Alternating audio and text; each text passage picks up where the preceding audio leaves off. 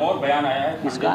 Trump तो उनके एक बड़े ऑफिसर ने बयान दिया है कि इंडिया जो है फाइनेंसिंग करके रसिया को ऑयल खरीदने के बाद ऑयल खरीदने की वजह से उसको फाइनेंसिंग कर रहा है और वो यूक्रेन वॉर में कंटिन्यू कर रहा है। मुझे नहीं लगता है कि रसिया को किसी को फाइनेंस करने की ज़रूरत है, खास करके भारत जैसे देश को।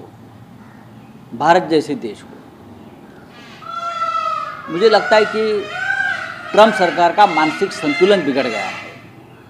लेकिन ये बात मेरे जैसे लोग कहने के बजाय अगर मोदी कहते तो बहुत अच्छी बात होती। अब तक मोदी की सरकार खुद मोदी ट्रम्प पर कुछ बात नहीं कर पा रहे। क्यों डरते हैं मोदी ट्रम्प से मुझे मालूम नहीं, किसके लिए डरते हैं, ये क्या डर है मोदी जी के मन में। इतना बड़ा 56 इंच का सेना उनका है।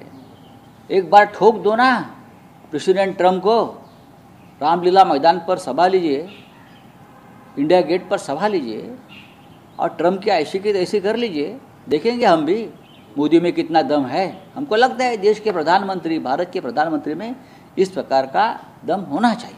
सर, पहलगाम आतंकवादी हमले को लेकर आपने एक पॉडकास्ट किया जिसमें तमाम इंडिया ब्लॉक के लीडर्स मौजूद थे। उसमें आपने कहा कि जो मारे गए हैं उनको धर्म पूछकर नहीं मारा गया। इस बात की पुष्टि कई सारे विक्टिम्स की फैमिलीज ने आपको की।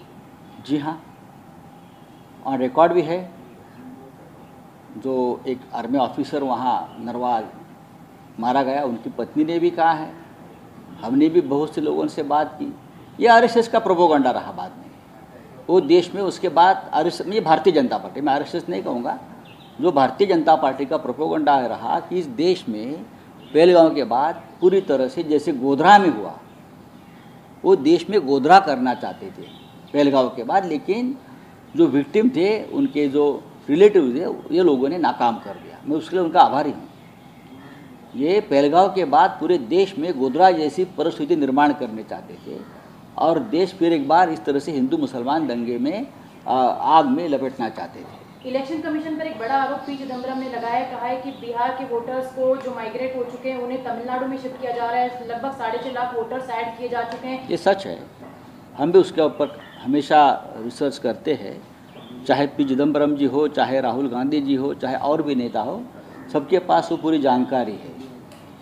ये जो है हमारा चुनाव आयोग, ये चुनाव आयोग नहीं रहा है, ये चुनाव आयोग हो गया। सबको चुना लगाते हैं।